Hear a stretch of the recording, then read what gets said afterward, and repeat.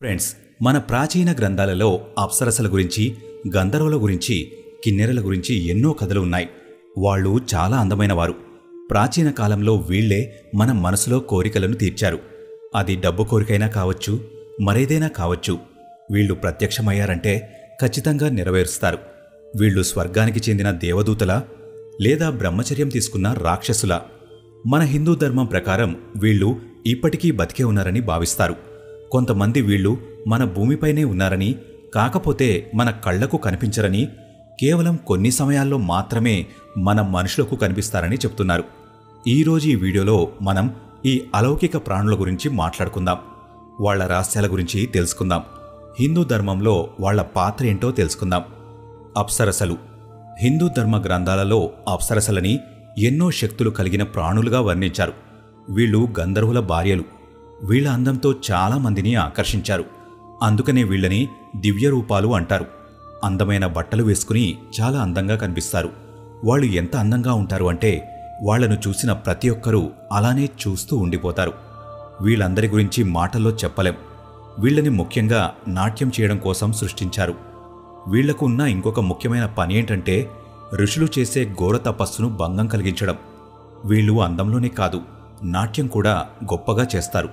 అప్సరసలు రెండు రకాలు: దేవిక అప్సరసలు, లౌకిక అప్సరసలు. దేవిక అప్సరసలు వీళ్ళు దేవతలతో స్వర్గలోకంలో నివసిస్తారు.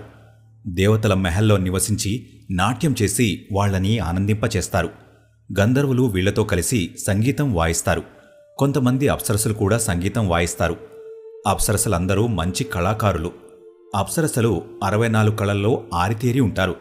కేవలం నాట్యంలో మాత్రమే కాదు, పాటలు కూడా చాలా గొప్పగా పాడతారు. సంగీతం కూడా చాలా అద్భుతంగా వాయిస్తారు. లౌకిక అప్సరసలు. వీళ్ళని క్షితిజ అప్సరసలని కూడా పిలుస్తారు. వీళ్ళు భూమిపైన నివసిస్తారు. మన సాధారణ మనుషుల ప్రపంచంలో మధ్యలో ఉన్న సరస్సుల దగ్గర, నదుల దగ్గర నివసిస్తారు. మన హిందూ పురాణాలలో వీళ్ళు ఎగరగలరని చెప్పబడింది. ఇంద్రుడి మెహల్లో దాదాపు 24 మంది అప్సరసలు ఉంటారు. వాళ్ళు నాట్యంలో, సంగీతంలో, మిగిలిన కళల్లో చాలా నైపుణ్యం కలిగి ఉంటారు. వీళ్ల కళలతో దేవతలకి వినోదాన్ని అందించి ఆనందింపచేస్తారు. ఋషులు తపస్సు చేసి ఎక్కువ శక్తులు పొందకుండా అప్సరసలు వాళ్ల తపస్సుకి ఆటంకం కలిగిస్తారు.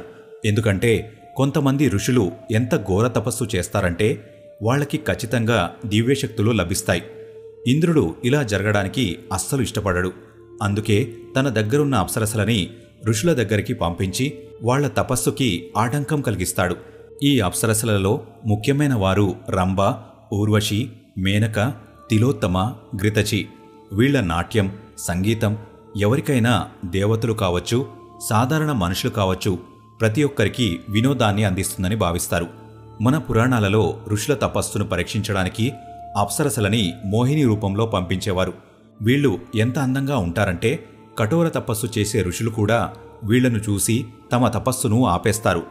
అప్సరసలు మన మనుషుల్లాగా పెళ్లి చేసుకోరు. ఏ పండితుడు అవసరం లేకుండానే వాళ్లు నచ్చిన వారితో కలిసి ఉంటారు. కాని వాళ్ల బంధాలు జీవితాంతం ఉండవు. కొన్ని రోజుల తర్వాత వాళ్లు కొత్త భాగస్వామి కోసం వెతుక్కుంటారు. అప్సరసలు చాలా ఎక్కువ కాలం వరకు జీవిస్తారు. వాళ్ల జీవితకాలంలో ఎంతో మందిని ప్రేమిస్తారు. కొంతమంది అప్సరసలకి చాలా మంది పిల్లలు ఉన్నారు. ఘృతచికి అయితే ఏకంగా 118 మంది పిల్లలు. ఆశ్చర్యకరమైన విషయమేంటంటే ఈ 118 పిల్లలకు తల్లి ఒక్కతే, కాని తండ్రులు వేరు. అప్సరసల బంధాలు శాశ్వతం కాదని నేను మీకు ముందే చెప్పాను.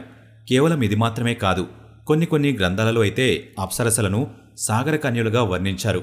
కొన్ని పురాణాలలో రంభని అప్సరసల రాణిగా భావించారు. గంధర్వులని మన పురాణాలలో అందమైన పురుషులుగా వర్ణించారు. వీళ్ల దగ్గర ఎగరడానికి బంగారు రెక్కలు ఉండేవి. గంధర్వులకి రూపం మార్చుకునే శక్తి కూడా ఉంటుంది. దాని సాయంతో వాళ్లు పక్షులలాగా, గుర్రాలలాగా, చాలా రకాల జంతువుల్లాగా రూపాన్ని మార్చుకోగలుగుతారు. స్వర్గలోకం నుంచి భూలోకానికి వచ్చి వెళ్తూ ఉంటారు.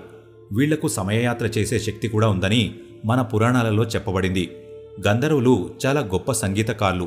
వీళ్ల గురించి ఎన్నో ధార్మిక కథలలో చెప్పబడింది.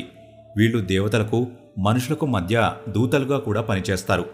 నిజానికి గంధర్వులని అప్సరసల భర్తలుగా భావిస్తారు. కొంతమందైతే గంధర్వులని నొప్పిని దూరం చేసే దేవతలుగా భావిస్తారు. వాళ్ళు శరీరాన్ని ఆరోగ్యంగా మార్చుతారు. కొన్ని గ్రంథాలలో అయితే గంధర్వులు అంటే సంగీతకారులు అని చెప్పబడింది. కానీ ఇది కేవలం కొంతవరకు మాత్రమే నిజం. నిజానికి గంధర్వులు అనే పదాన్ని గంధ్ అనే పదం నుంచి తీసుకున్నారు. దాని అర్థం సువాసన. గంధర్వులు స్వర్గంలో సువాసనని వెదజల్లుతారు. అందుకనే వీళ్ళకి గంధర్వులనే పేరు వచ్చింది. స్వర్గలోకంలో ఎంతోమంది గంధర్వులు ఉంటారు. వాళ్లకంటూ ఒక ప్రత్యేక లోకం కూడా ఉంది.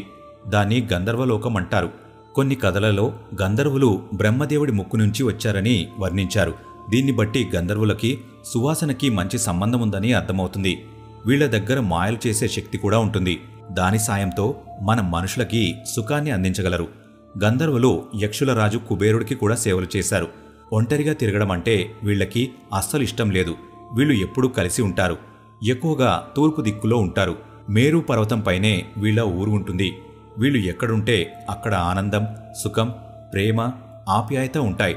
వీళ్ళు కూడా పెళ్లి నియమాలు పాటించరు. వీళ్ళు కూడా ఎవరిని ఇష్టపడితే వాళ్లతో శారీరక సంబంధం చేసుకుంటారు. అలా చేస్తే వాళ్ల పెళ్లి అయిపోయినట్టే. వీళ్ళు జీవితాంతం పెళ్లి చేసుకోరు. ఎక్కువ శాతం అక్రమ సంబంధాలే ఉంటాయి. మన పురాణాలలో వీళ్ళని అందమైన వారిగా వర్ణించారు. కానీ వీళ్ల రూపం ప్రతిసారి మారుతుంది. ఒకసారి వీళ్ళు మనుషుల్లాగా కనిపిస్తారు. కొన్నిసార్లు జంతువుల్లాగా కనిపిస్తారు. ఎక్కువగా పక్షుల ముఖంతో, గుర్రాల ముఖంతో కనిపిస్తారు. వీళ్ల గొంతు చాలా బాగుంటుంది. వీళ్ల వాయిస్ వినడానికి చాలా ఆనందం ఇస్తుంది. గంధర్వులకు ఉన్న ఏకైక శత్రువులు పాములు. ప్రాచీన కాలంలో ఒకసారి గంధర్వులు నాగలోకంలోన్న పాములపైన దాడి చేశారు. ఆ దాడిలో స్వయంగా విష్ణు భగవానుడే పాములకు సాయం చేయాల్సి వచ్చింది. కిన్నరులు ఆత్మల జాతికి సంబంధించిన వాళ్ళు. వీళ్ళు నపుంసకులు. పురుషులని గంధర్వులు అంటారు. అలానే మహిళలని అప్సరసలు అంటారు. కిన్నరులని నపుంసకులుగా భావిస్తారు.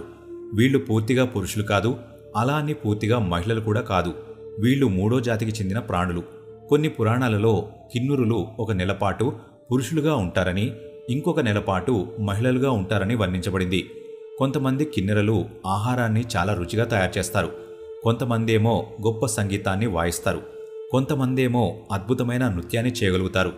వీళ్ళు చాలా గొప్ప కళాకారులు. వీళ్ళు చాలా అల్లరిగా ప్రవర్తిస్తారు. కానీ వీళ్ళు చాలా మంచివారు. వీళ్లతో పాటున్న వ్యక్తులని చాలా జాగ్రత్తగా చూసుకుంటారు. కష్ట సమయంలో మనుషులకి, జంతువులకి, తోటివారికి సాయం చేస్తారు. ఈ మూడో జెండర్ ఆత్మల ద్వారా ప్రేరేపించబడ్డాయి. ప్రాచీన కాలంలో పొలాల రక్షణ కోసం పొలాల మూలలో కిన్నెరలు విగ్రహాలు పెట్టుకునేవారు. గంధర్వులు, అప్సరసలు లాగా కాకుండా వీళ్ళు పెళ్లి చేసుకుంటారు. అయినా కూడా వీళ్ళకి పిల్లలు చాలా తక్కువ మంది ఉంటారు. చాలా వరకు కిన్నెరలకు పిల్లలు కూడా పుట్టారు. వాళ్ళు తమ భాగస్వామితో మంచి అనుబంధం ఏర్పరచుకోవాలనుకుంటారు. జీవితాంతం వాళ్ల భాగస్వామిని ప్రేమిస్తూనే ఉంటారు. మనకి పిల్లలు పుట్టకపోయినా మనల్ని జీవితాంతం ఎవరూ వేరు చేయలేరు అనే ఆలోచనతో బతుకుతారు. మన పురాణాలలో కిన్నెరలను బ్రహ్మదేవుడి ఛాతి నుంచి ఉత్పత్తి అయ్యారని చెప్పబడింది. వీళ్లకు ఒక ప్రత్యేక వీణ ఉంటుంది. దానిని కిన్నెర వీణ అని పిలుస్తారు. ఈ రోజుకి కూడా కిన్నెర వీణను సంగీతంలో ఉపయోగిస్తారు. నిజానికి గంధర్వులు, అప్సరసలు, కిన్నెరలు అందరూ సుఖమిచ్చే ప్రాణులు. వీళ్ళని సుఖాన్ని అందించడానికి ఉత్పత్తి చేశారు. అది నాట్యం రూపంలో అయినా కావచ్చు, లేదా సంగీతం రూపంలో అయినా కావచ్చు. వీళ్ళు ఏ పని చేసినా అందరికీ ఆనందాన్నిస్తుంది. వీళ్ళు కేవలం దేవతలకి, మనుషులకి ఆనందం ఇవ్వడానికి తయారు చేయబడ్డారు. వీళ్ళు మనలాంటి సాధారణ మనుషుల్లాగా జీవితాన్ని గడపలేరు. మన మనుషులకి ఎన్నో అనుభూతులు ఉంటాయి. కానీ వీళ్ళకి కేవలం సుఖం మాత్రమే ఉంటుంది. ఫ్రెండ్స్, మన శరీరం పంచభూతాలతో తయారు చేయబడింది. మట్టి, నీరు, గాలి, నిప్పు, ఆకాశంతో మన శరీరాన్ని తయారు చేశారు. పైన ఉండే దేవతలందరూ కేవలం 3 తత్వాలతో మాత్రమే తయారవుతారు. అందుకనే వీళ్ళని మనం అలౌకిక ఆత్మలని పిలుస్తాం. గంధర్వులు దివ్యమైన వారు. అందుకనే మనం వాళ్ళని చూడలేం. వాళ్ళని చూడడానికి ఒక ప్రత్యేక దృష్టి కావాల్సి ఉంటుంది. కేవలం ధ్యానం చేస్తే మాత్రమే మనకి ఆ శక్తి లభిస్తుంది. ఈ దివ్యమైన ఆత్మలు మనం మనుషుల కంటే చాలా రెట్లు శక్తివంతంగా ఉంటాయి. వీళ్ల దగ్గర ఎన్నో శక్తులు ఉంటాయి. అందుకనే మన మనుషులు ప్రాచీన కాలం నుంచి వీళ్ళని పూజించి కోరికలు తీర్చుకుంటున్నారు. వీళ్లలో కొంతమంది భూమిపైన తిరుగుతూ ఉంటారని చెప్తుంటారు. నిజంగానే ఈ దివ్య ప్రాణులు మన కోరికలను నెరవేర్చుతాయా? వీళ్ల కృప పొందాలంటే మనం ఆత్మగా మారాలా? ఇది ఒక వివాదాస్పదమైన విషయంగా నిలిచింది. కొంతమంది ఈ ప్రాణులను కలిశామని చెప్తున్నారు. ఇంకొంతమంది ఏమో అది అసాధ్యమని చెప్తున్నారు. మీకు వీళ్ల గురించి తెలిసిన తర్వాత ఏమనిపిస్తుంది? మాకు కామెంట్ బాక్స్లో ఖచ్చితంగా చెప్పండి. ఈ వీడియో ఇంతే ఫ్రెండ్స్. ఈ వీడియో మీకు నచ్చినట్లయితే లైక్ చేయండి. ఇలాంటి మరెన్నో వీడియోస్ కోసం ఇప్పుడే మన ఛానల్ని సబ్స్క్రైబ్ చేసుకోండి.